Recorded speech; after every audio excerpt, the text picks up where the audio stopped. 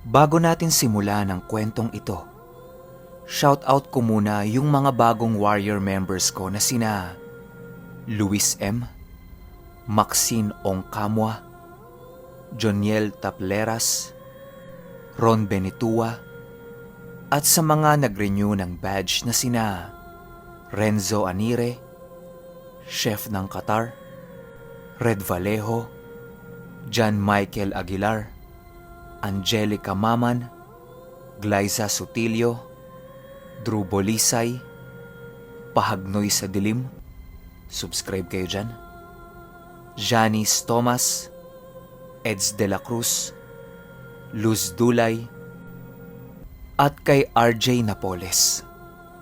Maraming salamat po sa inyo. Simulan na natin to. Ang kwentong ito ay hango sa totoong buhay. Karanasan ito mismo ni Kuya Hanoy. Taong 1983. Tayabas, Quezon. Itong mga panahong ito, nasa edad 12 o 13 anyos si Kuya Hanoy. Masasabing isa siya sa pinakamasipag na estudyante sa kanilang eskwelahan.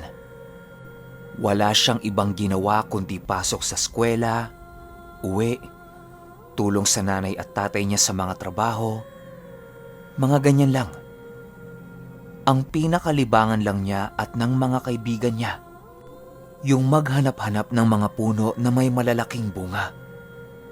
Tulad ng santol, mangga, kamyas, peras, aratilis, kakao, at kung ano-ano pang mga bunga na pwede nilang kainin. Yan na yung pinakalaro nila sa maghapon.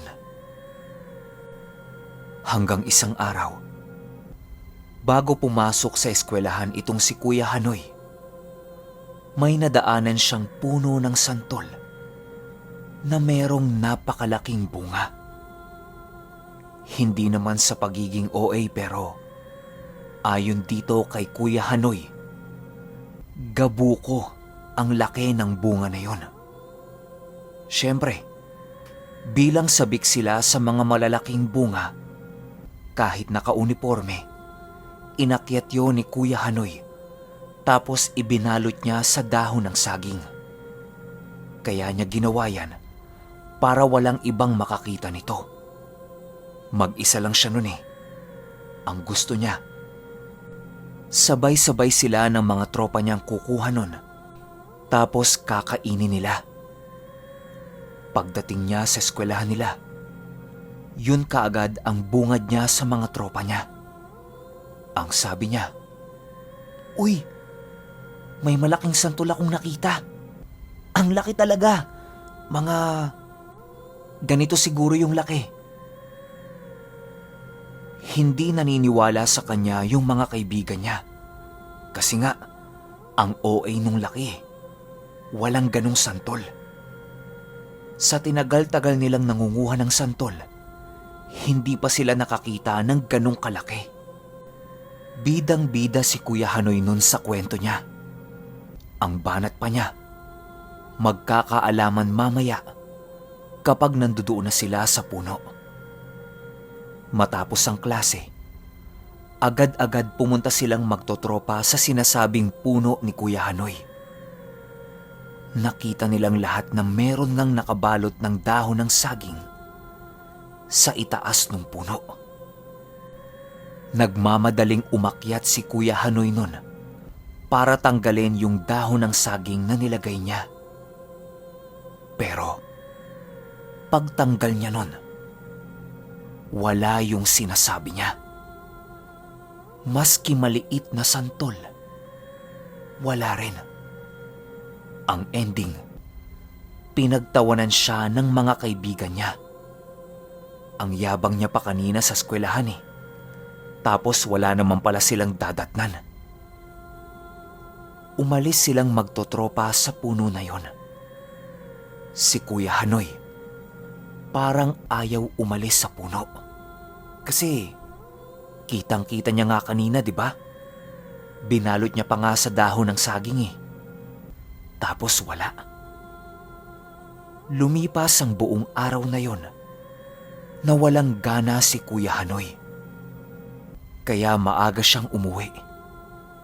Dismayado kasi siya eh.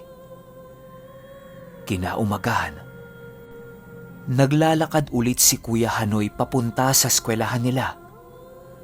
Nang madaanan na naman niya yung puno ng santol. Nakasambako lang mukha niya nun. Nilingon sa puno, hindi niya ginagawa. Nang makarinig siya ng "Psst! Psst! Dong!" Nanggagaling yung tawag na yon sa itaas ng puno. Napahinto si Kuya Hanoy nun. Tapos tumingala siya sa puno. Pagtingin niya dito, wala namang tao. Pero yung napakalaking bunga na nakita niya kahapon, nandudun ulit. Sa gigil ni Kuya Hanoy, inakyat niya kaagad yung puno at pinitas yung napakalaking bunga. Kaso lang, habang pababa siya ng puno, biglang napakaraming antik naman ang kumagat sa kamay at paa niya. Halos mapabitaw na siya nun kasi ang sakit nung kagat eh. Alam niyo ba yung antik? Yung malalaking langgam? Nakababa naman ng maayos si Kuya Hanoy nun. Gustuhin niya mang isuksok sa bag niya yung malaking bunga ng santol. Hindi niya magawa kasi hindi kasya eh. Nagmadali siyang pumunta sa eskwelahan nila para ibida yon sa mga tropa niya. Pagdating niya doon, pinakita niya kaagad yung bunga. Gulat na gulat lahat ng tropa niya kasi ang laki talaga nung santol. Sabi nung isa, huwag niyang ipasok yon sa loob ng classroom nila. Pumunta sila sa likod ng eskwelahan nila, tapos doon nila kainin yon. Pagbukas na pagbukas nila nung bunga, nagsaboy ito kaagad ng kakaibang amoy. Napakabango nun at alam nilang sariwang-sariwa yon. Kinuha kaagad ni Kuya Hanoy yung buto. Paglapat na paglapat nun sa bibig niya, nalusaw. Akala niya nga may buto eh. Pero hindi. Purong-purong laman yon. Napakasarap. Hindi ito lasang santol. Parang ibang prutas na hindi pa nila natitikman. Ninamnam nilang magbabarkada yung sarap ng prutas na yon. Lahat sila unang beses palang nakatikim ng ganong klase. Matapos nilang kainin, pumunta na sila sa klase nila. Akala nilang magtutropa, ganun lang kasimple ang lahat. Habang nasa kalagitnaan sila ng klase, sabay-sabay nanakit ang kanilang mga tiyan. Hindi nila napigilan ang kanilang pagtatae. Doon sa mismong loob ng classroom nila, nagbulwakan ang kanilang mga tae. Nakakahiya at nakakadiri yung nangyari sa kanilang magtutropa nun. Dahil dyan, tumakbo sila papalabas ng classroom at nagkanya-kanya sila ng uwi sa bahay nila. Si Kuya Hanoy, tagaktak ang pururot sa kanyang short habang pumapasok sa loob ng bahay nila. Nakita siya ng tatay niya. Agad na bungad nito sa kanya. "Oh, bakit ang aga mong umuwi? Tapos na ba yung..." Nagtakip ito ng ilong niya kasi ang sangsang ng amoy ni Kuya Hanoy eh. Nakahawak si Kuya Hanoy sa tiyan niya habang nakatitig sa tatay niya. Ang sabi niya, "Tay, dumumi ako sa salawal eh. Ang dami oh." Hinila siya ng tatay niya, tapos itinulak siya sa paliguan nila. Nasa labas lang naman ang bahay yun. Matapos maligo ni Kuya Hanoy, tanong ng tatay niya sa kanya, "Ano bang kinain mo? Bakit hindi mo napigilan yan?" Sagot niya, "Yung malaking santol, tay." "Malaking santol? May malaki bang santol?" Dito na nagkwento si Kuya Hanoy kung papaano niya nakuha yung malaking santol na yon. Hindi naniniwala yung tatay niya sa kanya. Baka dahilan niya lang yon para ipagpaliban yung klase niya. Pero hinayaan na lang siya nung araw na yon. Pagsapit ng hating gabi, habang natutulog itong si Kuya Hanoy, naalimpungatan siya kasi may tawag ng tawag sa pangalan niya. Pabulong yon tapos ang tinis ng boses. Tumayo siya sa higaan niya. Pinakinggan niya kung sino sa mga katabi niya. Pero wala. Lahat yon mahimbing na natutulog. Gadabalik niya sa pagkakahiga niya, bumabalik din yung tumatawag sa kanya. Nung huling pag-upo niya, dito na niya narinig na nanggagaling sa labas ng bahay nila yung manipis na boses. Hindi naman takot si Kuya Hanoy sa mga ganyan. Wala pa rin kasi siyang karanasan eh. Kaya ang lakas ng loob niyang sundan kung saan nanggagaling yung tumatawag sa kanya. Hindi muna siya kaagad lumabas. Sa bintana lang siya sumilip. Wala siyang nakikita pero patuloy ang pagsitsit at pagtawag nun sa pangalan niya. Nang may nakita siya sa tapat ng bahay nila na puno na may nagtatago sa gilid. Tinitigan niyang maigi yun. Tapos biglang nagtago. Mukhang pamilyar sa kanya yung itsura eh. Isa sa mga tropa niya. Walang pagdadalawang isip. Lumabas si Kuya Hanoy para puntahan yung nagtatago sa likod ng puno.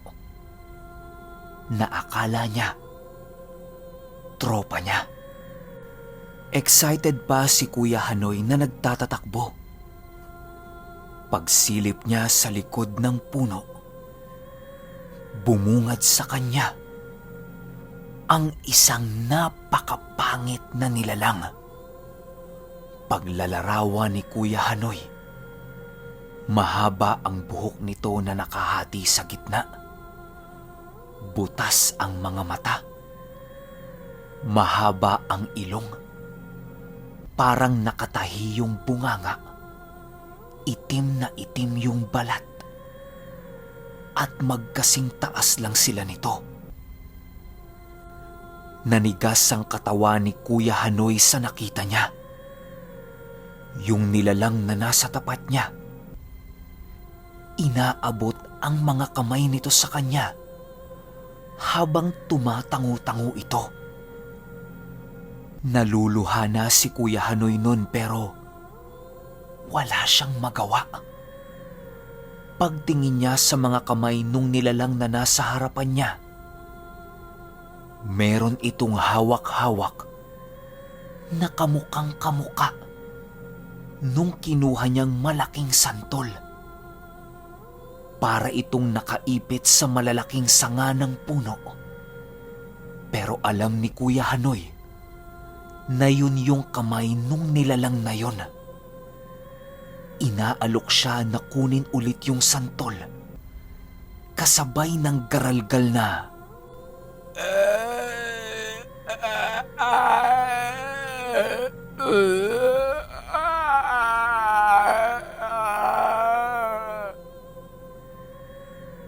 parang tunog ng mamamatay na. May sinasabi sa kanya pero hindi naman niya maintindihan. Putlang-putla na si Kuya Hanoy nun. Hindi niya alam kung paano siya tatakbo para takasan yung nilalang na yon. Hanggang sa nakadikit na ito sa katawan niya at dinudunggol-dunggol yung malalaking bunga ng santol. Nanginginig na inangat ni Kuya Hanoy yung dalawang kamay niya at kinuha niya yon. Pagkakuha niya, yung nilalang na nag-abot sa kanya, unti-unting umaatras habang tatawa-tawa ito at tinuturo-turo pa siya. Maya-maya pa, kinaina ng dilim yung nilalang na yon at hindi na niya nakita pa. Dito na gumaan ang pakiramdam niya. Inihagis niya yung malalaking santol tapos tumakbo siya papauwi sa bahay nila. Pagpasok niya sa loob ng bahay, hingal na hingal siya. Hindi siya makapaniwala sa mga nangyari. Ang kaso lang, nakaramdam siya ng matinding uhaw. Yung iniinuman nila ng tubig nun, nasa labas din ng bahay nila. No choice siya. Nauuhaw siya. Ginising niya yung tatay niya para magpasama.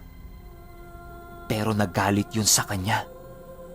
Ang sabi pa ang tanda-tanda na niya, takot pa siya. Kaya ang nangyari, mag-isa siyang lumabas ng bahay nila para uminom ng tubig.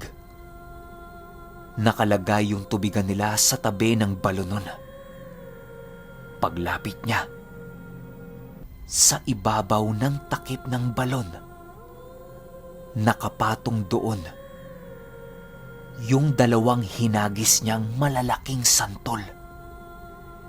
Imbis na iinom na lang siya ng tubig, napatakbo na naman siya papasok sa loob ng bahay nila. Pagpasok niya ulit sa loob, tiningnan niya yung dalawang bunga kung bakit ando doon. Ilang segundo ang lumipas. Bumalik doon yung nilalang na nag-abot sa kanya nung mga yon. Tapos isa-isa nitong pinulot yung mga santol at naglakad na para bang ang lungkot niya. Si Kuya Hanoy, hindi na nakatulog nung gabing yon. Kinaumagahan, kinuwento niya sa mga magulang niya yung nangyari sa kanya. Hindi naman siya nito pinansin. Nung naglalakad na siya papasok sa eskwelahan nila, napatingin siya ulit sa puno ng santol. Pero wala na itong bunga. Paglagpas niya doon, may tumawag na naman sa pangalan niya. Sa pagkakataong ito, kumaripas na ng takbo si Kuya Hanoy. Kasi pamilyar sa kanya yung boses. Yung boses na yun din yung boses na tumatawag sa kanya kagabi. Pagdating niya sa eskwelahan nila, kinuwento niya kaagad sa tropa niya lahat ng naranasan niya. Alam niyo ba? Lahat sila, pare-pareho at iisa ang mga kwento. Pinuntahan sila nung nilalang na yun sa kani-kanilang mga bahay. Matapos ang klase nila, nagpasya silang pumunta sa kilalang albularyo sa lugar nila. Pero pagdating nila doon, hindi sila pinapasok sa loob ng bahay. Mga bata pa kasi sila, tapos wala silang kasamang matanda. Wala naman silang maisip na gawin, kaya umuwi na lang sila. Kinagabihan nun, May tumatawag na naman sa pangalan ni Kuya Hanoy. Hindi na niya pinansin. Lumipas pa ang ilang mga buwan. Yung tropahan nila, nabuwag na. Ayon kay Kuya Hanoy, kapag nagkikita-kita sila, para silang palaging mag-aaway-away. Ang iinit ng ulo nila sa isa't isa. Bago pa magkasakitan, nagpasya silang wag na lang magkita-kita. 2 taon ang lumipas. Namatayan sila ng isang tropa. Kahit bata pa yon at aktibo, namatay siya sa atake sa puso. Ayon yan sa mga magulang nung tropa nila. Awa naman ng Diyos. Tumigil yung nilalang na yon sa pagbisi-bisita sa mga bahay-bahay nila. At kahit nakikita nilang magtotropa yung malaking bunga ng santol na yon, hindi na nila ginagalaw. Dahil alam nilang merong nagbabantay doon. At pag-aari yun ng isang nilalang na kung tawagin sa lugar nila noon ay Ugatok.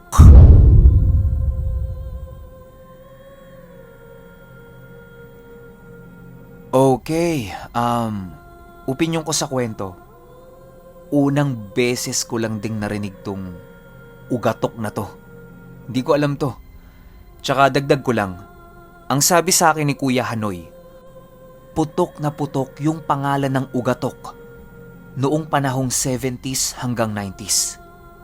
Usong-usong panakot yan sa mga kabataan noon sa lugar nila. At ang sabi-sabi pa, nangunguha talaga yan ng mga batang nasa edad 10 hanggang 16. Tapos ang pinakamatinding pang-akit nila, yung malalaking prutas, magagandang bulaklak, at kung ano-ano pang nakakaakit sa mga kabataan. Taon-taon kumukuha yan ng mga bata. Hindi naman nila malaman kung anong dahilan. Pero para sa akin, mainam na wag na lang nating galawin yung mga bagay na kakaiba. Lalo pa kapag nasa probinsya tayo. Kasi may kasabihan tayong mga Pilipino na merong nagmamay-ari niyan. Lalo pa, yung mga kakaibang itsura o kakaibang kulay ng isang hayop, iwasan nyo yan kasi meron talagang nag-aalaga dyan. Kapag kinuha nyo yan, pwedeng maaksidente kayo, magkasakit, mag-away-away, o ang pinakamalala sa lahat, mamatay.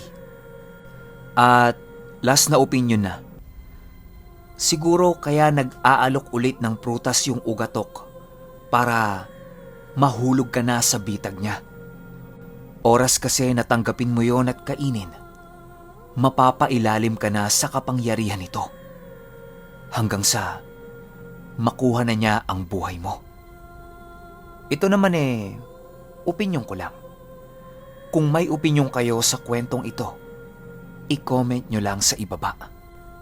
Yun lang. Hanggang sa susunod na kwento. Salamat.